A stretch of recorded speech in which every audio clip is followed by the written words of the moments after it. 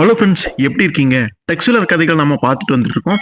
அந்த வகையில இன்னைக்கு ஒரு சுவாரஸ்யமான ஒரு வித்தியாசமான டெக்ஸ்டுலர் கதையை பார்க்க போறோம். எப்பவுமே டெக்ஸ்டுலர் கதைகள்ல ஆக்ஷன் அதிகமா இருக்கும். ஆனா இப்ப நம்ம பார்க்க போற கதை ஒரு மிஸ்ட்ரி த்ரில்லர் டிடெக்டிவ் பாணியில போகக்கூடிய ஒரு கதை மாதிரி தெரியும். ஆனா அதையும் தாண்டி டிஃப்ரெண்டான ஒரு த்ரில்லர் வந்து நீங்க பார்க்க போறீங்க. இன்னும் சொல்ல போனா ரொம்ப அமைதியா, அதே சமயத்துல ஒரு மாதிரி மர்மமா, கதை முடிகிறதுமே ஒரு மாதிரி அமைதியா தான் இருக்கும். பட் இருந்தாலுமே சூப்பரான ஒரு கதை இது. கிட்டத்தட்ட ஒரு உண்மை சம்பவத்தை அடிப்படையா வச்சு எழுதப்பட்ட கதை அப்படின்னு சொல்லலாம். அரிசோனா மாநிலத்துல இருக்கக்கூடிய சன்சைன் அப்படிங்கிற பகுதியில ஒரு எரிக்கல் வந்து விழுந்திருக்குது. அப்ப அந்த எரிக்கல் விழுந்ததுனால அங்க வந்து ஒரு மியூசியம் மாதிரி எல்லாம் அமைச்சிருக்காங்க. அங்க அந்த எரிக்கலுடைய சில பகுதிகள், கற்கள், இந்த மாதிரியான விஷயங்கள் அங்க பார்க்கலாம். ஆனா அதை தாண்டி அந்த சமயத்துல அங்க வாழ்ந்துட்டு இருந்த பழங்குடியின மக்கள் ரெட் இண்டியன்ஸ் அவங்களுக்கு மோசமான சில அனுபவங்கள் எல்லாமே ஏற்பட்டிருக்குது. அப்படி என்ன நடந்திருக்கோ அந்த எரிக்கல் தான் அதுக்கு காரணம். ஆனா என்ன நடந்திருக்கு, எப்படிப்பட்ட விஷயங்கள் நடந்திருக்கு அப்படிங்கறது ஒரு செவிந்தன், ஒரு வயதான நபர் வந்து ஒரு கதையா வந்து சொல்லியிருக்காரு. அதை வந்து கேட்டு இவங்க இப்படி ஒரு கதையை வந்து உருவாக்கியிருக்காங்க. ஆனா அதை சொன்னது யாரு, அதை யாரு கேட்டா அப்படிங்கறதுலாம் தெரியாது. பட் அந்த கதை எப்படியோ நம்ம டெக்ஸ்டுலர் ரைட்டர்ஸுக்கு தெரிய வர அதை வச்சு ஒரு சூப்பரா ஒரு கதையுமே பில்ட் பண்ணி இருக்கிறாங்க. சோ வழக்கமான டெக்ஸ்டுலர் கதை மாதிரி இல்லாம ஒரு உண்மையின் சம்பவத்தின் அடிப்படையில எழுதப்பட்ட ஒரு அருமையான கதை. வாங்க கதைக்குள்ள போயிடலாம்.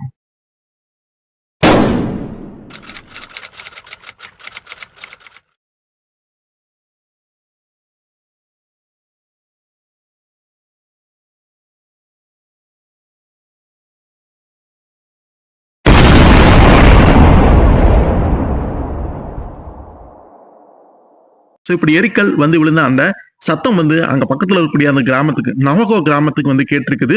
சோ எல்லாருமே ஏதோ வந்து விழுந்துருச்சு, இது ஏதோ வந்து நல்ல சகுனம் இல்ல, கெட்ட சகுனமாட்டு இருக்கு, வாங்க நம்ம போய் பூஜை இதெல்லாம் செய்வோம், கடவுளை வந்து சாந்திப்படுத்துவோம், ஏதாவது பண்ணுவோம் அப்படின்னு சொல்லிட்டு அவங்க இந்த மாதிரி ஏதோ அபஸ்கூலம் நினைச்சுக்கிட்டு அவங்களுடைய அந்த மத நம்பிக்கைகளின் அடிப்படையில ஏதோ சில பூஜை புனஸ்காரங்கள் செய்ய வந்து போறாங்க.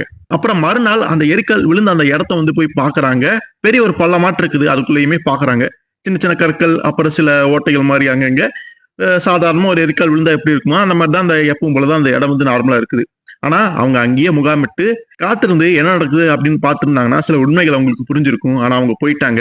அடுத்த நாள் என்ன இருக்கு அப்படின்னு பாத்தீங்கன்னா, அதாவது சில தினங்கள் அப்படியே வந்து போகுது. அப்ப அந்த இடத்துல சில விசித்திரமான தாவரங்கள் அப்படியே முளைக்க ஆரம்பிச்சிருக்குது. கொடிகள் மாதிரி படர்ந்து அப்படியே முளைக்க ஆரம்பிச்சிருக்கு. தண்டுகள் மாதிரி கருநிறத்துல பார்க்கவே பயங்கரமா இருக்குது.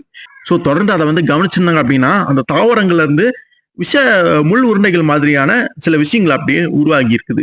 ஒரு முள்ளமன்றி மாதிரி உருண்டையா இருக்குது, ஃபுல்லாவே ஒரு முள்களா இருக்குது. சோ அதெல்லாமே நடந்ததுக்கு காரணம் அந்த எரிக்கல் விழுந்ததுதான் காரணம் அப்படின்னு தெரியுது. ஆனா பாக்குறக்கே வித்தியாசமான தாவரங்கள் ஒரு மாதிரி இருக்குது, பயங்கரமா இருக்குது. அதுக்கெல்லாம் என்ன அர்த்தம் அப்படிங்கிறது புரியல. சோ அதுக்கப்புறம் அந்த விண்கல் விழுந்து ஒரு மாசம் ஆயிடுச்சு. அதுக்கப்புறமா அந்த இடத்துல ஆடுகளை மேய்க்கிறதுக்காக அந்த கிராமத்தை சேர்ந்த ஒரு 2 பேர் அந்த பக்கமா அப்படியே வந்திருக்கிறாங்க. அப்ப அந்த ஆடுகள் வந்து மந்தையை விட்டு அங்கேயும் சிதறி ஓட ஆரம்பிக்குது. கூடவே காவலுக்கு வந்து ஒரு நாயுமே கூட்டு வந்திருக்கேன். அந்த நாய் வந்து பாத்தீங்கன்னா அது குறைச்சி அந்த ஆடுகள் சிதறி ஓடாதபடி கொஞ்சம் ஒண்ணு சேர்க்கறதுக்கு அந்த ஒரு நாயுமே ஹெல்ப் பண்ணுது. இன்னொரு நபர் அங்க நெருப்பெல்லாம் மூட்டிட்டு அவரோட வேலையை பார்த்துட்டு இருக்காரு. அதுக்கப்புறம் சில மணி நேரம் ஆயிடுச்சு. அப்புறம் அங்க நைட்டுமே ஆயிடுது. அங்கதான் ஒரு மாதிரி முகாமிட்டு தங்கி இருக்கிறாங்க. சோ அந்த முள் உருண்டைகளை வந்து காட்டுறாங்க. அது திடீர்னு தன்னிச்சையா செயல்பட ஆரம்பிக்குது, உயிர் வந்த மாதிரி. சாதாரண ஒரு செடி, அதுல வந்து முளைச்சிருக்கக்கூடிய ஒரு வித்தியாசமான தாவரம் அப்படின்னு பார்த்தா அதுக்கு உயிர் வந்த மாதிரி தன்னிச்சையா செயல்பட ஆரம்பிக்குது. அப்படியே அந்த முள் உருண்டைகள் உருண்டு வர ஆரம்பிக்குது. ஒரு வித்தியாசமான ஒரு ரீங்கார ஓசையை எழுப்பிக்கிட்டே வருது. சோ நாய் வந்து குறைக்க ஆரம்பிச்சிருச்சு. சோ விலங்குகளுக்கு அந்த ஒரு திறன் வந்து இருக்கும், உணர்வு திறன் இருக்கும். ஆபத்துகள் ஏதாவது வந்து முன்னமே அறியக்கூடிய விஷயம் அதுக்கு தெரியும். அதே மாதிரி நாய் வந்து ஒரு மாதிரி கத்திக்கிட்டே இருக்குது.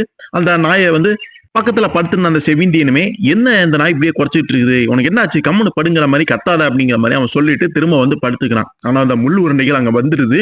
சோ நாய் பார்த்துமே பயப்படுது. அது தன்னை நோக்கிதான் வருது, அது வந்து ஆபத்தானது அப்படின்னு புரிஞ்சுக்கிட்டு அதை வந்து தாக்குது, ஒரு மாதிரி எட்டி வதைக்குது. ஆனா அதுக்கு ஒண்ணுமே ஆகல. திடீர்னு அந்த முள் உருண்டையில இருந்து ஒரு முள்ளு வந்து பாத்தீங்கன்னா ஒரு விஷ ஊசியாட்ட அப்படியே பாய்ச்சுது. நாய் மேல வந்து அது பாயுது. அது ஒரு செகண்ட் அப்படியே வந்து சுருண்டு விழுந்துருது, எந்திரிக்கவே இல்லை. தூரத்துல ஒரு ஓனாயுமே ஊழையிட அங்க அந்த ஆடுகள் எல்லாமே இருக்கும். அது ஆபத்து வந்தது உணர்ந்து அங்க இருந்து சிதறி ஓட ஆரம்பிக்குது. அங்கிருந்து அப்படியே ஓட ஆரம்பிக்குது. அந்த முழு உருண்டைகளை பார்த்துதான் அப்படி ஓட ஆரம்பிக்குது. மறுநாள் அந்த ஆடுகள் எல்லாமே தங்களுடைய கிராமத்துக்குமே வந்து சேர்ந்துருது. சோ அங்க இருந்து அந்த செவேந்திரர்கள் எல்லாமே அதிர்ச்சி அடைகிறாங்க. என்னடா அது, ஆடுகள் வந்து இப்படி அது பாட்டுக்கு ஓடிட்டு இருக்குது, இதை பாத்துக்க போன மத்த 2 பேர் என்ன ஆனாங்க அப்படிங்கிற மாதிரி அதிர்ச்சி அடைகிறாங்க. அப்ப அந்த அந்த ஆடுகளை மேய்க்க போனதுல ஒருத்தர் இருப்பான். சோ அவனுடைய அண்ணனாமா அவனை வந்து காட்டுறாங்க. கூட ஒருத்தர் இருக்கிறான். அவங்க 2 பேருமே பேசிக்கிறாங்க. அப்ப அந்த அண்ணன் வந்து சொல்றான், சோ என்னோட தம்பி இந்த மாதிரி அலட்சியமா ஆடுகளை விட மாட்டான், கண்டிப்பா பாத்துக்குவான். சோ வேற ஏதோ விபரீதமா நடந்திருக்கு, அதனாலதான் அந்த ஆடுகள் வந்து இந்த மாதிரி திரும்பி வந்திருக்கு. என்ன நடந்துச்சு அப்படின்னு நம்ம திரும்பி போய் பார்த்தாதான் தெரியும் அப்படின்னு சொல்லிட்டு அந்த இலக்குக்குமே போய் சேர்றாங்க. போறதுக்கு முன்னாடியே தூரத்துல இருந்தே பாக்குறாங்க நிறைய கழுகுகள் வந்து அங்க மேல பறந்துகிட்டு இருக்கு. சோ ஏதோ விரேதமா நடந்திருக்கு. இந்த மாட்டு இறந்து போயிருக்கும் வாய்ப்பு இருக்குன்னு நினைச்சிட்டு ஃபர்ஸ்ட் அந்த கழுகுகளை வந்து துப்பாக்கி வந்து முழக்கி வந்து விரட்டுறாங்க. விரட்டினதுக்கு அப்புறமா அந்த இடத்துக்குமே வந்து பாக்குறாங்க. அப்ப அந்த நாய் இருக்கும்ல அது வந்து செத்து கிடக்கிறத பாக்குறாங்க. ஆனா அதிர்ச்சி அடைக்கிறாங்க. சாதாரணமா அந்த நாய் வந்து இறந்து கிடக்கல. ரத்தம் எல்லாமே உறிஞ்சப்பட்டு தோலெல்லாம் கருகி பார்த்தா எப்படி இருக்கும் அந்த மாதிரி இருக்குது. இப்படி ஒரு மரணத்தை யாரால சம்பவிக்க முடியும், இப்படி எப்படி நடக்கும் அப்படின்னு அதிர்ச்சியா இருக்கிறாங்க. சோ இன்னொரு உடலுமே அப்படிதான் கிடக்குது. அதுதான் தன்னோட தம்பி அப்படிங்கறத அந்த கூட வந்தவன் வந்து கண்டுபிடிச்சிடறான். எப்படி அப்படின்னு பார்க்கும் உடல் வந்து அடையாளம் தெரியல, அந்த அளவுக்கு மோசமா செஞ்சு போயிருக்கு அப்படிங்கிறத விட தோலெல்லாம் சுருங்கி கருகி போய் வித்தியாசமா இருக்கு. ரத்தம் எல்லாம் உறிஞ்சப்பட்ட நிலையில எப்படி இருக்கும் அந்த மாதிரி இருக்குது. அதனால அடையாளம் தெரிஞ்சுக்க முடியல. இருந்தாலுமே அந்த மேல போர்த்திருக்கூடிய அந்த துணியா இருக்கட்டும், வேறு சில விஷயங்களை வச்சுதான் இது தன்னோட தம்பிதான் அப்படிங்கிறத அடையாளம் தெரிஞ்சுக்கிறான். அதுக்கப்புறம் இவங்களை யார் கொண்டிருப்பா என்ன ஏதுன்னு தேடி பார்க்க ஆரம்பிக்கிறாங்க. என்னதான் அவன் கொலையாளி வந்து கொண்டிருந்தான், அவனுடைய தடங்கள் கண்டிப்பா இங்க இருக்கும், தேடி பார்த்தோம்னா நிச்சயம் கிடைக்கும் அப்படின்னு அந்த இடத்த ஆராயிறாங்க. அந்த எரிக்கல் அந்த இடத்துல தான் விழுந்திருக்கும். சோ அதை மேட்டுப்பாங்க அந்த இடத்துலயுமே மேலே ஏறி பாக்குறாங்க. பட் அவங்களுக்கு எந்த தடங்களும் கிடைக்கல. அதுக்கு மாறா ஒரு விசித்திரமான காட்சியை பாக்குறாங்க. அந்த எரிக்கல் விழுந்த அந்த பள்ளத்துக்குள்ள இதுக்கு முன்னாடி அவங்க பார்த்திராத அந்த தாவரங்கள் முளைச்சிருக்கிறத வந்து பாக்குறாங்க. அந்த முள் உருண்டைகளையுமே காட்டுறாங்க. அந்த முள் உருண்டைகளுக்கு மேல செந்நிற மலர்கள் மலர்ந்திருக்கிறத பாக்குறாங்க. ரொம்ப சிவப்பா பார்க்கவே பயங்கரமா இருக்குது. அழகா இருக்குன்னு சொல்ல முடியாது, பயங்கரமா இருக்குது. ஆனா அதை பார்த்துட்டு இருந்தவங்களுக்கு அதெல்லாம் வந்து பெருசா வந்து கேர் பண்ணிக்கல. சோ தன்னுடைய தம்பி இறந்து போயிட்டா அப்படிங்கிற அந்த கவலையில தான் இருக்கலாம். சோ தடங்கள் எதுவும் கிடைக்கலையே அப்படின்னு கவலைப்படுறான். சரி இதுக்கு மேல இங்க இருக்க முடியாது, நம்மளுடைய தம்பியுடைய உடலை சேகரிச்சுக்கிட்டு கிராமத்துக்கு போவோம், ஊர் தலைவர்கிட்ட பேசுவோம் என்ன பண்ணலாம் அப்படின்னு சொல்லிட்டு ஊருக்கு போயிடறான். நடந்த விஷயம் எல்லாமே சொல்லும்போது அவருக்குமே அதிர்ச்சியா இருக்கு, ரொம்ப புதிரா இருக்குது. அப்ப அந்த ஊர் தலைவர் ரொம்ப புத்திசாலியாட்டு இருக்கு, என்னுடைய தம்பிக்கு என்ன நடந்திருக்கும் உங்களால ஏதாவது சொல்ல முடியுதா, புரிஞ்சுக்க முடியுதா அப்படின்னு கேட்கும் பொழுது இல்ல எனக்கே ரொம்ப விசித்திரமா தான் இருக்கு, நீ சொல்றதெல்லாம் பார்த்தா உன்னுடைய தம்பியோட மரணமே ரொம்ப புதிரா இருக்குது, இது எப்படி சாத்தியம் அப்படிங்கிற மாதிரி எனக்கு தெரியல அப்படின்னு அருமை சொல்றாரு. சரி ஓகே, நான் திரும்ப அந்த இடத்துக்கு போக வந்து தீர்மானிச்சிருக்கேன். கண்டிப்பா இந்த இருக்க எதிரிகள் யாராவது இருந்தாங்கன்னா நாங்க கண்டுபிடிச்சு அவங்களை அழிச்சிடும், என் தம்பியோட மரணத்துக்கு பழி வாங்குவேன் அப்படிங்கிற மாதிரி அந்த நபர் சொல்றான். சோ எந்த அடிப்படையில எந்த நம்பிக்கையில அவன் திரும்பி போறான் அப்படின்னு பார்க்கும் பொழுது தன்னுடைய தம்பியை கொண்டவங்க நிச்சயமா பக்கத்துல எங்கேயாவது இருப்பாங்க, திரும்ப வரக்கு வாய்ப்பு இருக்கு. அதனால நாங்க போய் அங்க காத்திருந்தோம் அப்படின்னா கொலையாளிகளை பிடிக்க முடியும் அப்படின்னு நம்பலாம். ஆனா அது அந்த ஊர் தலைவருக்கு பெருசா விருப்பம் இல்ல. ஏதாவது ஆபத்து வரலாம், ஏன்னா அந்த கொலை நடந்த அந்த சம்பவமே புதிரா இருக்கனால இவன் வந்து தனியா போறது வந்து நல்லதுக்கு இல்லைன்னு எச்சரிக்கிறாரு. இருந்தாலுமே அதெல்லாம் கேட்காம இவன் பாட்டுக்கு போறான். அப்ப சரி போயிட்டு வா, கூட ஏதாவது இது கூட்டு போ அப்படின்னு சொல்லும்போது அதெல்லாம் வேணாம் அப்படிங்கிற மாதிரி சொல்லிடுறான். ஆனா அந்த சமயத்துல தன்னுடைய தம்பியை வந்து இறந்து போயிருமா, அவனுக்கு ஒரு ஃப்ரெண்ட் ஒருத்தர் இருப்பான், க்ளோஸ் ஃப்ரெண்ட் ஆட்டிருக்கு. அவனுமே உன்னுடைய தம்பி எனக்கு ரொம்பவே நண்பன், அவனுடைய சாவுக்கு நானுமே பழி வாங்குவேன், அதனால நானுமே கூட வர அப்படின்னு சொல்லும் பொழுது அவனால அங்க மறுக்க முடியல. சரின்னு சொல்லிட்டு 2 பேர் மட்டும் இப்போதைக்கு அந்த எரிக்கல் விழுந்து அந்த பழத்தை நோக்கி ஒரு மாதிரி போறாங்க. சோ அதே மாதிரி நைட்டு முகாமிடுறாங்க. எதிரிகள் வருவாங்களா மாட்டாங்களா அப்படிங்கிற மாதிரி அங்க ஒரு இவங்க படுத்த மாதிரி ஜோர்டன் எல்லாமே பண்ணி வச்சுட்டு இவங்க பதுகி இருந்து கண்காணிக்கிறாங்க, யாராவது வந்தா பிடிச்சிடலாம் அப்படின்னு. சோ அப்படியே இருக்கிறாங்க. திடீர்னு குதிரைகள் வந்து கணக்க ஆரம்பிக்குது, எதையோ பார்த்து மிரண்டிருக்கு அப்படின்னு மட்டும் புரியுது. சோ குதிரைங்க எதையோ கேட்டிருக்குது, அதனாலதான் பயப்படுது அப்படின்னு சொல்லும் பொழுது ஆனா நமக்கல்ல தான் எதுவுமே பண்ணல அப்படின்னு இன்னொருத்த சொல்றான். அப்ப திடீர்னு அந்த முள் உருண்டைகள் வந்து செயல்பட ஆரம்பிக்குது.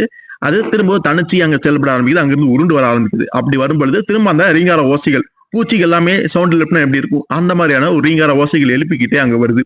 இவங்களுக்குமே அந்த சத்தம் கேட்குது, வித்தியாசமா இருக்குது. பூச்சிகள்லாம் கூட்டமா வந்தா எப்படி கேட்கும் அந்த மாதிரிதான் கேட்குது.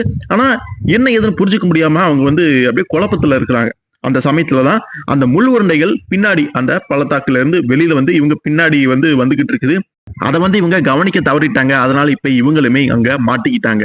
ஒரு முள் உருண்டை அப்படியே உருண்டு வந்து அதுகிட்ட இருந்த ஒரு ஊசியை அப்படியே பாய்ச்சுது. அது அங்க இருக்க ஒருத்தனை தாக்கிடுது, அவங்க இறந்து போயிடுறா. இன்னொருத்தனுக்குமே அங்க என்னாச்சு அப்படின்னு தெரியல. குதிரைகளை காட்டுறாங்க, குதிரைகள் பயந்து போய் அங்க கணக்குது. ஒரு குதிரை வந்து பாத்தீங்கன்னா கட்டி வச்சிருந்திருப்பாங்க, அது எப்படியோ அத்துக்கிட்டு அங்கிருந்து பயந்து போய் ஓடிடுது. ஆனா இன்னொரு குதிரை அங்க மாட்டிக்கிச்சு. அந்த குதிரை கிராமத்துக்கு போய் சேர்ந்துருது. காலையில அந்த குதிரை சோர்வா வந்தது வந்து கவனிச்சிருக்காங்க. சோ இது ஏதோ பெரிய விவகாரமாட்டிருக்கு. கொலையாளிகளை தேடிக்கிட்டு 2 பேர் நம்ம ஊருக்காரங்க போனாங்க. இப்ப அவங்களும் திரும்பி வரல, ஏதோ பிரச்சனை அப்படின்னு சொல்லிட்டு ஊர் தலைவரும் இன்னும் கூட சில செவிந்திர்களுமே அங்க வந்து அந்த இடத்த வந்து நோக்கி போறாங்க. வேகமா புறப்பட்டு அப்படியும் போயிடுறாங்க. கரெக்டா அந்த இடத்துக்கு வந்துடுறாங்க. திரும்ப கழுகுகள் அங்க வட்டம் பிடிச்சிட்டு இருக்குது, அதை எல்லாமே சுட்டு தள்ளிட்டு அந்த இடத்துக்கு வராங்க. சோ ஒரு குதிரை தப்பிச்சு வந்திருக்கு, இன்னொரு குதிரை அங்கதான் மாட்டிட்டு இருக்கும். அதுவுமே பழையபடி மத்தவங்களும் எப்படி இருந்தாலும் அதே மாதிரி ரத்தம் எல்லாம் உறிஞ்சப்பட்ட நிலையில கருகி தோலெல்லாம் சுருங்கி மோசமான நிலையில இறந்து கிடக்குது. அப்படியே அந்த குதிரையை பார்த்துட்டு இருக்கும்பொழுது மேல ஒருத்தன் கை காட்டுறான். சோ அங்க வந்து நம்மளுடைய தோழர்கள் கண்டிப்பா இருந்திருப்பாங்க. அவங்களுக்கு இதே நிலைமை தான் ஏற்பட்டிருக்கு, அதுல சந்தேகமே இருக்க முடியாது. எதுக்கு அங்கேயும் போய் பார்க்கலாம் அப்படின்னு சொல்லிட்டு அங்கேயும் போய் பாக்குறாங்க. அதே மாதிரி தங்களுடைய ஆட்கள் இறந்து கிடக்கிறத பார்த்து அதிர்ச்சி அடைகிறாங்க. அது போக அந்த பழத்துல இருக்கக்கூடிய அந்த விசித்திரமான தாவரங்களை கண்டு மிரண்டே போயிடுறாங்க. எப்படா அது இப்படிப்பட்ட விசித்திரமான தாவரங்கள் இதுக்கு முன்னாடி நம்ம பார்த்ததுலயே இது எதனா புதுசா முளைச்சுக்கு அப்படின்னு அதிர்ச்சியா வந்து பாத்துக்கிட்டு இருக்காங்க. ஊர் தலைவர் ரொம்பவே மிரண்டு போயிருக்காரு. அவருமே ரொம்பவே விசித்திரமான காட்சிகள்லாம் பார்த்திருக்காரு. ஆனா இந்த மாதிரி உடல் வந்து ரத்தமெல்லாம் உரிச்சப்பட்ட நிலையில ஒரு படுபயங்கரமான காட்சி வந்து பார்த்தது கிடையாது. அப்ப அங்க இருந்த ஒருத்தன் அந்த பள்ளத்தாக்குள்ள அப்படியே கையை காட்டுறான். அங்க இருக்கக்கூடிய அந்த மலர்கள் எல்லாம் பாருங்களேன், ஒரு மாதிரி விசித்திரமா வளர்ந்து செந்நிறமா இருக்குது. அத ஏதாவது ஒண்ணு பறிச்சுட்டு வரட்டுமா அப்படின்னு கேட்கும் பொழுது ஊர் தலைவர் வந்து, வேணாம், இது ஏதோ வித்தியாசமா இருக்கு, விசித்திரமா இருக்குது, இதுக்குள்ள ஏதாவது ஆபத்துக்கு இது மறைஞ்சிருக்கலாம் அப்படின்னு என்னுடைய உள்ளுணர்வு எச்சரிக்குது. அதனால இப்போதைக்கு நம்ம இங்க இருந்து போயிடலாம், வந்த வேலை முடிஞ்சிருச்சு அப்படின்னு அப்போ அதுக்கு அங்க இருந்து போயிடுறாங்க. சோ இந்த விஷயங்கள் எல்லாமே அவங்களுக்கு நம்ப முடியாத மாதிரி இருக்குது. எந்த ஒரு தடயமோ, கொலையாளி பத்தின எந்த ஒரு விஷயமே கிடைக்காம அவங்க பாட்டுக்கு ஏமாற்றத்தோட போயிட்டு இருக்காங்க. உடனே ஏதாவது பேய் பிசாசு வேலையா இருக்குமா அப்படிங்கிற மாதிரி நினைக்க ஆரம்பிக்கிறாங்க. சோ அவங்களா பழங்குடியின மக்கள் அப்படிங்கிறனால அவங்க கிட்ட அந்த நம்பிக்கைகள் அதிகமாவே இருக்கும். பேய் பிசாசு, மந்திர உச்சாரணங்கள், வெள்ளி சூனியம் இந்த மாதிரியான விஷயங்களை அதீத நம்பிக்கை கொண்டவர்கள். அதனால அதோடைய வேலைகளாவும் இருக்கலாம் அப்படிங்கிற மாதிரி நினைச்சிட்டு அப்போதைக்கு போயிடுறாங்க. சோ ஒரு மாசம் அப்படியே போயிருது. அதுக்கப்புறம் நவஹோ குடியிருப்புல இருக்கக்கூடிய நம்ம டெக்ஸ்ல இருக்கும் கார்ஜனுக்கு வந்து பாரு புகை சமிக்ஞை மூலமா செய்திகளை வந்து அனுப்புறாங்க. அந்த செய்தியில என்ன சொல்லப்பட்டிருக்கு அப்படின்னு பார்க்கும்பொழுது, இரவு கழுகர் உடனே ஊர் திரும்பணும், இங்க ஏதோ பிரச்சனை அப்படிங்கிற மாதிரி போடப்பட்டிருக்கு. சோ ஏதோ ஊர்ல ஏதோ பிரச்சனையாட்டு இருக்கு, உடனே நம்ம கிளம்பணும் அப்படின்னு சொல்லிட்டு அங்க இருந்த நம்ம டெக்ஸ்ல ஒரு கார்ஜனும் ஊரை நோக்கி திரும்ப போய்கிட்டு இருக்காங்க. அவங்களுடைய கிராமத்துக்கு வந்ததுக்கு அப்புறம் தான் தெரியுது, அங்க அந்த ஊர் தலைவர் இருப்பார்ல, அவர் வந்து அங்க வந்திருக்காரு. இந்த பிரச்சனை இறந்துட்டு இருக்கலாம், அது சம்பந்தமா உதவி கேட்கறதுக்காக தான் அங்க வந்திருக்கிறாரு. சோ அவருடைய பேர் சொல்ல மறந்துட்டோம். அவருடைய பேர் வந்து ஹனாகுவா. அவரை வந்து அந்த இன்னொரு செவிந்தியர் வந்து அறிமுகப்படுத்தி வைக்கிறாரு. இந்த மாதிரி இவர் வந்து உங்களுடைய உதவி கேட்டு வந்திருக்காங்க இரவு கழுகாரே, என்ன ஏதுன்னு விஷயங்களை கேட்டாதான் உங்களுக்கு நிலவரம் புரியும் அப்படின்னு சொன்னே டெக்ஸுலருமே என்னால முடிஞ்ச உதவியில் உங்களுக்கு செய்யற என்ன விஷயம் அப்படிங்கிற மாதிரி அவருமே கேட்கிறாரு. அதுக்கப்புறம் அந்த ஹனாகுவா என்ன நடந்துச்சு அப்படிங்கிற எல்லாமே தெளிவா சொல்றாரு. ஃபர்ஸ்ட் ஆடுகளை மேய்க்க போன அந்த 2 பேர் இறந்ததுல இருந்து அவங்கள தேடிட்டு அந்த இறந்து போன அவனுடைய அண்ணன், அப்புறம் அந்த ஃப்ரெண்டு, இவங்க 2 பேருமே போயிருப்பாங்க. கடைசியில அவங்களுமே இறந்து போயிருப்பாங்க. கடைசியா ஒரு பொண்ணு வந்து கற்றலை பழம் வந்து சேகரிக்க போயிருந்தாலாமா. அவளுமே அதே முறையில பலியானதுக்கு அப்புறம் திரும்பவும் தடங்கள் எல்லாமே அரைஞ்சு பார்த்திருக்காங்க. எந்த ஒரு தடயமோ எந்த ஒரு ஆதாரமும் கிடைக்கல. சோ அந்த பலியான அந்த சடலங்களுக்கு பக்கத்துல அந்த செந்நிற பூக்கள் வந்து அந்த தாவரத்துல இருந்து பூத்து நின்று இருக்கிறத மட்டும் பார்த்திருக்காங்க. அது ரொம்ப புதிதா வித்தியாசமாவும் இருக்குது. சோ சுத்தமாவே டக்ஸ்வெல்லருக்கும் சரி, காசனுக்கும் சரி, இது என்ன மாதிரியான விவகாரம், இதை எப்படி தீர்க்க போறோம் அப்படிங்கிறது ஒண்ணுமே புரியல. நம்ம வந்து நேரடியா போய் கண்டறிஞ்சா மட்டும்தான் அதுக்கான விளக்கத்தை வந்து நமக்கு கிடைக்கும். ஆரம்பத்துல கொஞ்சம் புரியாத மாதிரி இருந்தாலும் போக போக கண்டுபிடிச்சிடலாம் அப்படிங்கிற மாதிரி ஒரு நம்பிக்கையா அவரு இருக்காரு. ஆனா இது ஏதோ ஒரு விசித்திரமான சம்பவம், வித்தியாசமான ஒரு விஷயத்த நம்ம கண்டறிய போறோம், புலனாய்வு செய்ய போறோம் அப்படிங்கிற மாதிரி அவருமே உணர்ந்துறாரு. அதுக்கப்புறம் அந்த ஹனாகுவா வந்து பாத்தீங்கன்னா அந்த ஊர் கிராமத்தை சேர்ந்த முக்கியமான நபர் இருப்பார்ல, அவர் தான் டெக்ஸ் கிட்ட வந்து இவர் வந்து உங்களை தேடி வந்திருக்காருன்னு அறிமுகப்படுத்திருப்பாரு. அவருமே அந்த ஊரோட ஒரு மாந்திரிக மருத்துவர் தான். அப்புறம் அந்த ஹனாகுவா அவருமே கிட்டத்தட்ட அந்த மாதிரியான ஒரு ஆள் தான். சோ 2 பேருமே சேர்ந்து தனியா ராத்திரி முழுக்க ஏதோ மந்திர உச்சாரணங்கள் அது இதுன்னு ஏதோ அந்த பூஜை மாதிரி ஏதோ சில விஷயங்கள்லாம் போட்டு பார்ப்பாங்க. சோ அந்த பழங்காலத்து மனிதர்கள் வந்து அப்படிப்பட்ட விஷயங்களை நம்பிக்கை உள்ளவங்கனால ஆவிகளோட பேசுறது அப்படி இப்படின்னு சொல்லிட்டு அவங்களோட முறைகளை ஏதோ ட்ரை பண்ணி பார்க்க போறோம் அப்படின்னு சொல்லிட்டு அவங்க வந்து அந்த வேலையை பார்க்க போயிடுறாங்க. நம்ம டெக்ஸ்டுலர் கார்ஜனும் அவருடைய நண்பர்களுமே அதுக்கப்புறம் வந்துடுறாங்க. டெக்ஸ்டுலருக்கு வந்து தெளிவா புரிஞ்சிருச்சு, இவங்க 2 பேரும் ராத்திரி முழுக்க அந்த ஒரு வேலையில ஈடுபட போறாங்க. அதனால காலையில தான் அவங்க வந்து பதில் சொல்லுவாங்க.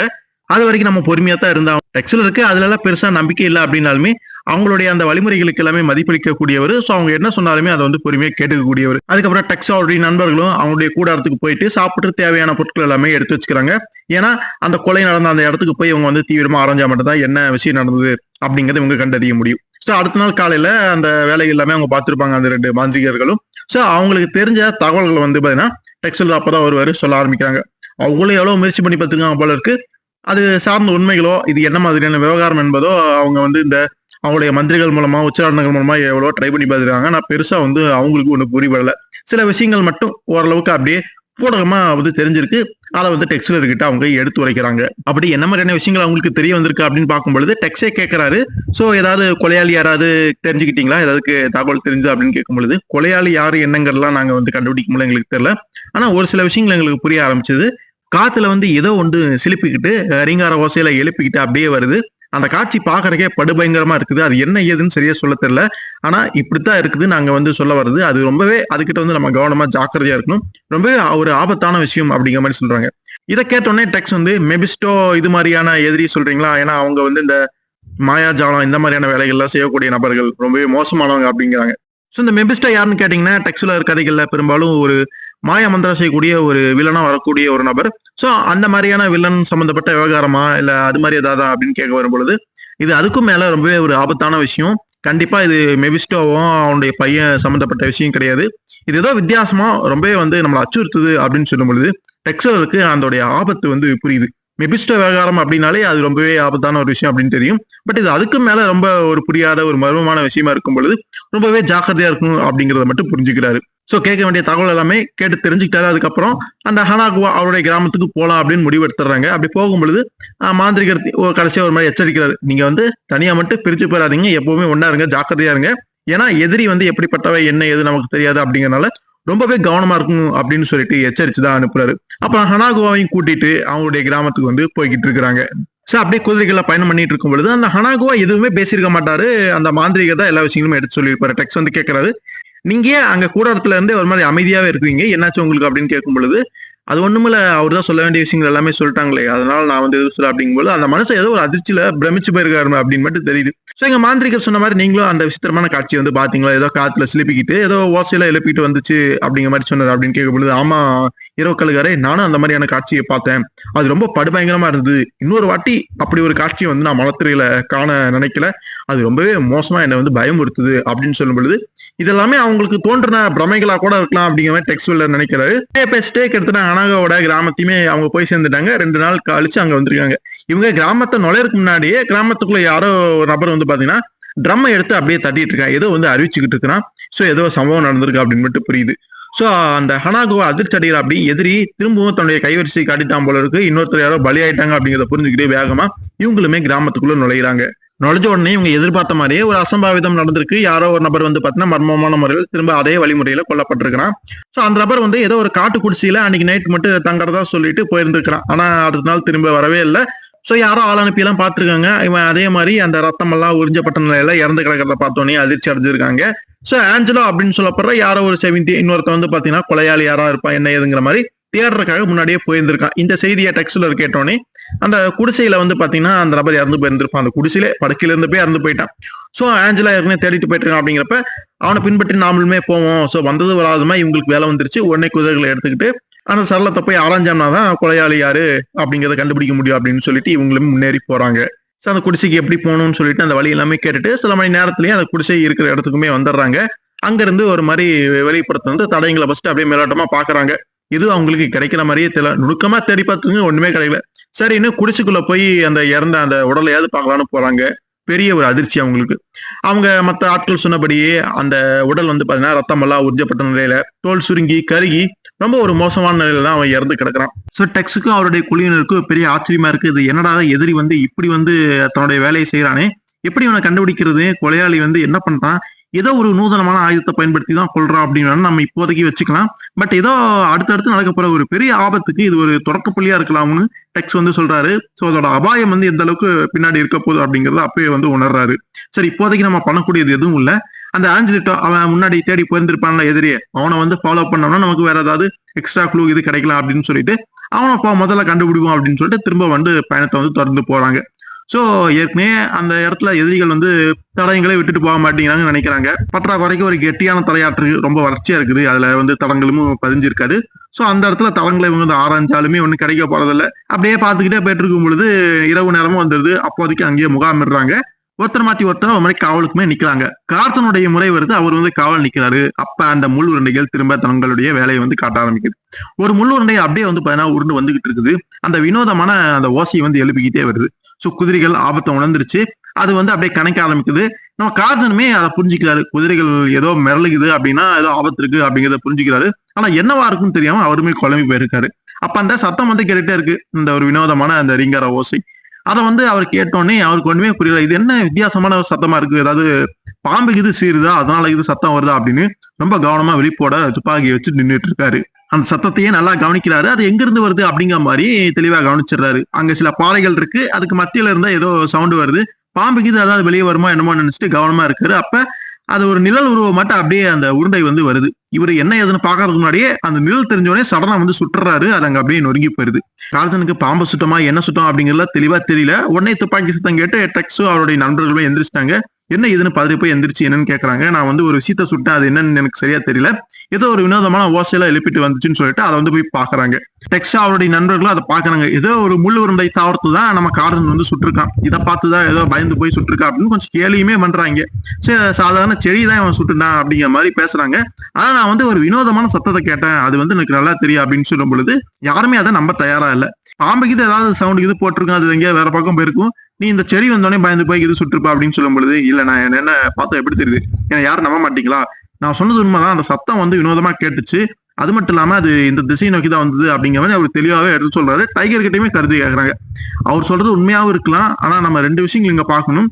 சத்தம் வந்தது ஒரு விஷயம், அப்புறம் அவரு சுட்டாரு இந்த ஒரு செடியை, இது ஒரு விஷயம். சத்தம் எங்கேயாவது வேற ஏதாவது ஒரு காத்தோட கலந்து இது வந்திருக்கலாம், அதனால அவருக்கு கேட்டிருக்கலாம். அப்ப அந்த சமயத்துல இந்த முள் உருண்டை இந்த செடி இருக்கு பாத்தீங்களா, அது காத்துல அப்படியே உருண்டு வந்தோடனே இவர் பயந்து போய் சடனா சுட்டுருக்கலாம் அப்படிங்கிற மாதிரி அவர் ஒரு லாஜிக்கலா ஒரு விளக்கத்தை கொடுக்குறாரு. இருந்தாலுமே கார்சன் வந்து ஏத்துக்கல. கண்டிப்பா அதுல ஏதோ ஒரு மர்மம் இருக்கு, ஏதோ ஒரு விஷயம் இருக்குது அப்படின்னு வந்து அதை நேர்ல பார்த்தா அவருக்கு வந்து தெளிவா தெரியுது. பட் அதை வந்து அவருடைய நண்பர்கள் வந்து சரியா புரிஞ்சுக்கல. கார்சன் ஒரு மாதிரி கிண்டல் பண்றாங்க அப்படின்னே சொல்லலாம். சோ அதுக்கப்புறம் அவ்வளவுதான், ஒரு மாதிரி விடியுமே தொடங்கிருச்சு. காப்பி எல்லாம் போட்டு குடிச்சிட்டு அவங்களோட பயணத்தை வந்து தொடர்ந்து முன்னேறி போறாங்க. சோ ஆஞ்சலிட்டாவையாவது கண்டுபிடிக்கலாம் அப்படின்னு போறாங்க. கிட்டத்தட்ட அந்த இடத்துக்குமே வந்துட்டாங்க. அந்த எரிக்கல விழுந்திருக்கும்ல அந்த பெரிய பள்ளத்துக்குமே வந்திருப்பாங்க. அங்க திரும்ப ஒரு அதிர்ச்சியான விஷயத்த பாக்குறாங்க. மேல கழுகுகள் வந்து பறந்துகிட்டு இருக்குது.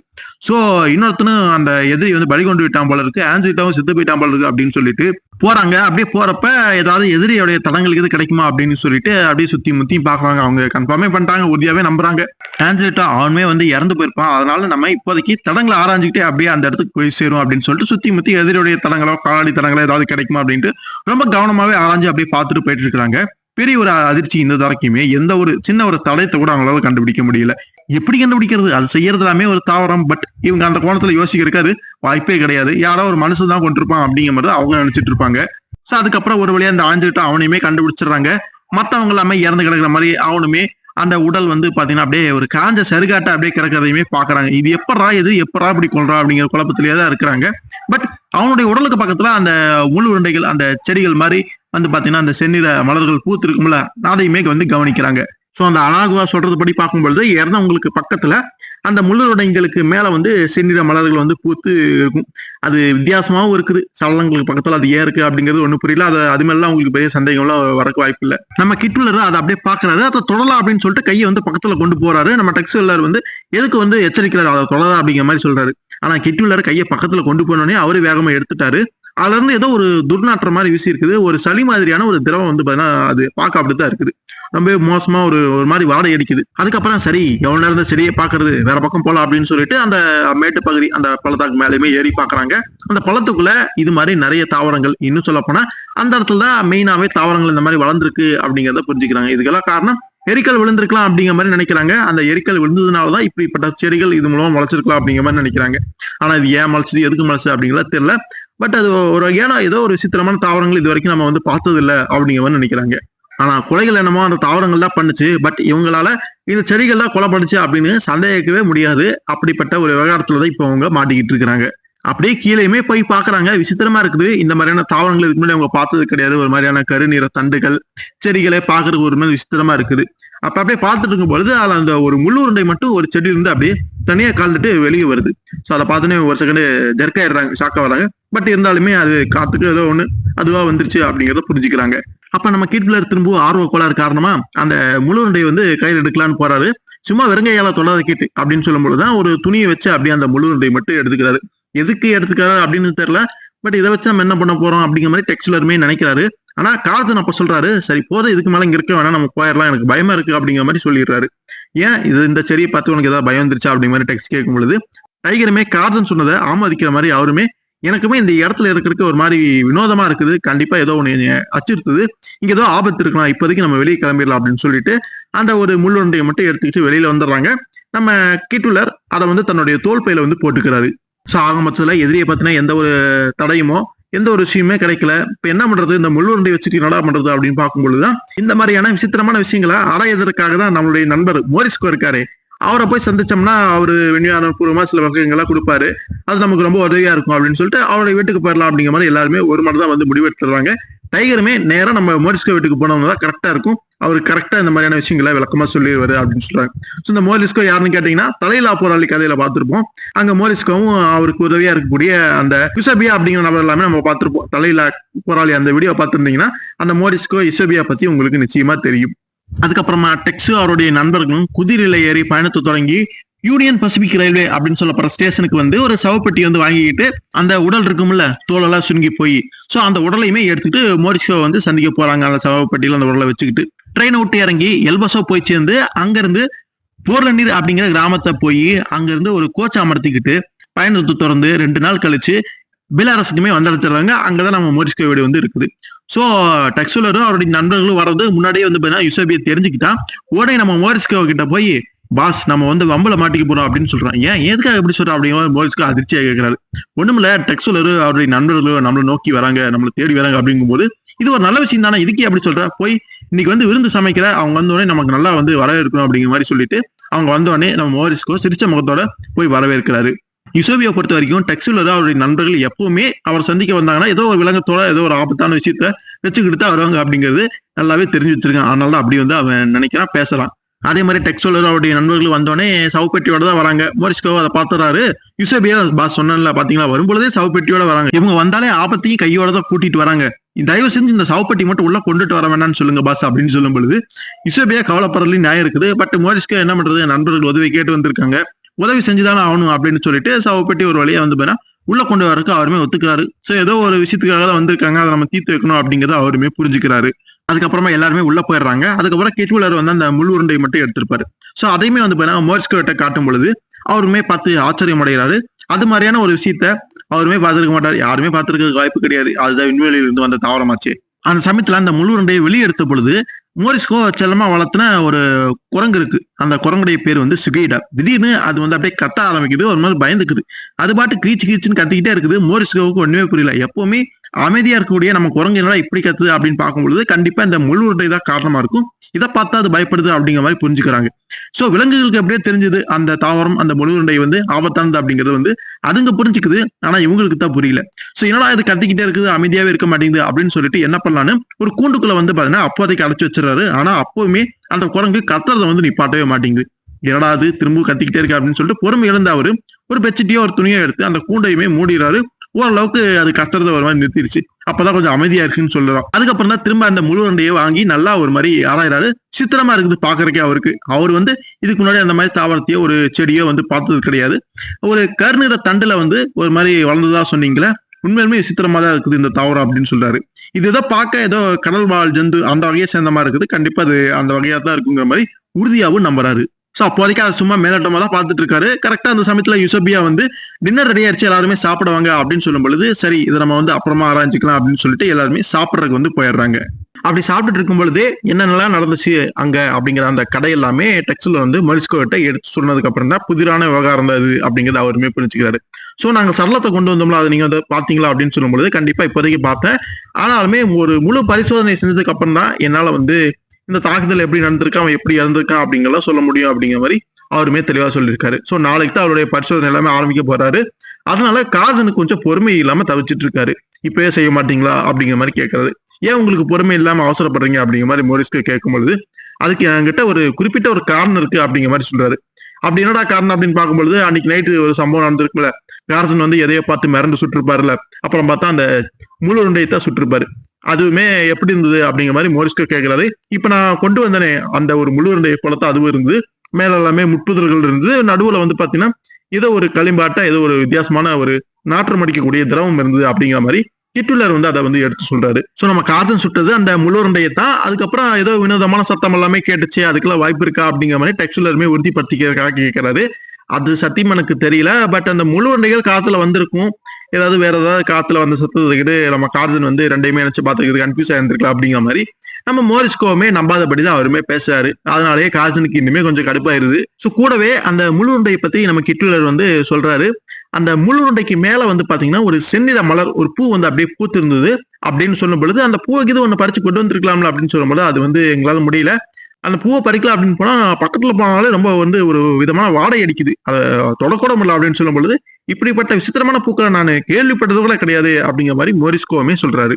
அதுக்கப்புறமா அந்த சடலத்தை வந்து பரிசோதிச்சிடலாம் அப்படிங்கிற முடிவுக்குமே கார்த்தன் வந்து அவசரப்படுத்தினால மோரிஸ்கோ அந்த முடிவுக்குமே வந்துடுறாரு. நம்ம யுசேபியா அதுக்கான ஏற்பாடுகள் முன்னமே பண்ணி வச்சிட்டாரு. அந்த சடலத்தை எடுத்து மேஜையில வச்சு என்னெல்லாம் பண்ணுமோ அந்த ஏற்பாடுகள் எல்லாமே பண்ணி வச்சுட்டாரு. சோ உடனே அடுத்து போய் அந்த வேலையை தான் அவங்க பாக்குறாங்க. கார்த்தன் சொன்னதுனால அந்த சடலத்தை ஒரு மாதிரி ஆராய்ஞ்சு பாக்குறாங்க. ஆனா போதுமான நேரம் இல்லாததுனால சும்மா அப்போதைக்கு மேலோட்டமா ஏதோ முடிஞ்ச வரைக்கும் பாக்குறாங்க. சோ நல்லா கவனிச்சு பாக்குறாரு. அந்த உடல்ல அந்த தோல் எல்லாமே அந்த கருகி போய் உலர்ந்து ஒரு மாதிரி ரொம்ப சுருங்கி போய் தான் இருக்குது. ஏதாவது காயம் ஏற்பட்ட ஏதாவது தடை இங்கு கிடைக்குதா அப்படின்னு உன்னிப்பா பாக்குறாங்க. எந்த ஒரு துளையோ சின்ன ஒரு ஓட்டையோ கூட பார்க்க முடியல. எந்த ஒரு காயமே இல்லாம எப்படி ஒரு மனிதன் வந்து இறக்க முடியும் அப்படிங்கிற மாதிரி அதிர்ச்சியில இருக்கிறாங்க. ஒரு சின்ன துளையோ ஓட்டையோ இருந்தா கூட யாரும் வந்து விஷ ஊசியை வந்து பாய்ச்சிருக்காங்க. அதனால வந்து இறந்து போயிருக்கான். அதுக்கான அந்த ஒரு தடயம் மாதிரி உங்களுக்கு கிடைக்கும். ஆனா அந்த மாதிரி வந்து உறுதியா சொல்ல முடியல. எப்படி அந்த மனுஷன் இறந்திருப்பான் அப்படிங்கிற மாதிரி அதிர்ச்சியில இருக்காங்க. அந்த முழுருடை கிட்டத்தட்ட ஒரு விஷ ஊசியை பாய்ச்ச மாதிரி தானே அதோட முள்ள வந்து பாத்தீங்கன்னா அப்படியே வந்து செலுத்தி கொள்ளுது. பட் அது ஒரு செடி அப்படிங்கறதுனால அது வந்து பெருசா வந்து இவங்களால கண்டுபிடிக்க முடியல. ஒரு துளை வந்து ஏற்பட்ட அந்த ஒரு அடையாளத்தை வந்து கண்டுபிடிக்க முடியாதனால அவங்க வந்து குழம்பி போய் இருக்கிறாங்க. சோ இதுக்கு மேலேயும் நம்ம வந்து பார்த்து ஒண்ணும் தெரிஞ்சுக்க போறது இல்ல. மீதி எல்லாம் காலையில பாத்துக்கலாம், இப்போதைக்கு தூங்க போலாம் அப்படின்னு சொல்லிட்டு எல்லாருமே தூங்குறதுக்காக போயிடுறாங்க. பட் பிரச்சனை என்னன்னா மறுநாள் காலையில யுசோபியா அதிர்ச்சி அடைஞ்சு வந்து பாத்தீங்கன்னா பாஸ் பாஸ் அப்படின்னு மோரிஸ்கோ வந்து கூப்பிடுற. அப்படி யுசோபியா போட்ட சத்தத்துல டெக்ஸ் கார்ஜன் மத்தவங்க எல்லாருமே எந்திரிச்சிடுறாங்க. இரடாச்சு அப்படின்னு சொல்லிட்டு பதறி போய் வந்து பாத்தீங்கன்னா அவங்களுமே வெளியில வர்றாங்க. யுசோபியா ஏதோ ஆபத்தை உணர்ந்திருக்கான் அப்படின்னு சொல்லிட்டு எதுக்கும் வந்து துப்பாக்கி கையில பிடிச்சிட்டு நம்ம டெக்ஸலர் வந்து கவனமா வந்துட்டு இருக்காரு. நம்ம மோரிஸ்கோவுமே என்னாச்சு ஏன் கத்துற அப்படின்னு சொல்லும்போது சுகீடா வந்து பாத்தீங்கன்னா இறந்து போச்சு. அந்த செவிந்திரிகளுக்கு என்ன மாதிரியான மரணம் நடந்துச்சோ அதுதான் நடந்திருக்கு. சோ இந்த விஷயத்த கேட்டதுமே நம்ம டெக்ஸும் அவருடைய நண்பர்களுமே அதிர்ச்சி அடைகிறாங்க. சிகுயிடா அப்படின்னு சொல்லும் பொழுது இவரு செல்லமா வளர்த்த அந்த குரங்கா தான் இருக்கும். அந்த குரங்குக்குமே அதே மாதிரி நிலைமை ஏற்பட்டுருச்சா அப்படிங்கிற மாதிரி பீதி அடைகிறாங்க. அப்ப டெக்ஸ் வந்து கேட்கறாரு, அந்த அறையில வேற யாராவது இருந்தாங்களா அப்படின்னு கேட்கும் பொழுது வேற யாருமே இருந்ததுக்கான எந்த ஒரு தடையுமே கிடையாது. ஆனா இன்னொரு விஷயம் இருக்கு அப்படின்னு சொல்லிட்டு கூட்டு போய் காட்டுறான். இன்னும் சொல்ல போனா அந்த விஷயத்த பார்த்ததுக்கு அப்புறம் தான் பயந்து போய் ஒரு மாதிரி அந்த கதவை வந்து தாழ்பால் போட்டு வெளியில வந்திருக்கிறான். சோ இது இப்ப கூட்டு போய் காட்டுறான். கதவை திறந்து காட்டும் பொழுது அப்படி உள்ள என்னதான் நடந்தது, அப்படி என்னதான் யுசோபியா காமிச்சா அப்படிங்கிறது எல்லாமே அடுத்த பாட்டில் வந்து பார்ப்போம். ஸோ ஒரு வித்தியாசமான டெக்ஸ்டில் இருக்கிறது தான் நிச்சயமா உங்களுக்கு பிடிச்சிருக்குன்னு நான் நினைக்கிறேன். எல்லாருமே கமெண்ட்ஸ்ல சொல்லுங்க. இப்போ இந்த வீடியோ பிடிச்சிருந்தது அப்படின்னா லைக் பண்ணுங்க, ஷேர் பண்ணுங்க, எல்லாத்துக்குமே தெரியப்படுத்துங்க. குறிப்பா சப்ஸ்கிரைபும் பண்ணிக்கங்க. அடுத்த ஒரு சுவாரஸ்யமான ஒரு வீடியோலயோ ஒரு கதையிலையோ உங்களை சந்திக்கிற வரைக்கும் நன்றி நண்பர்களே.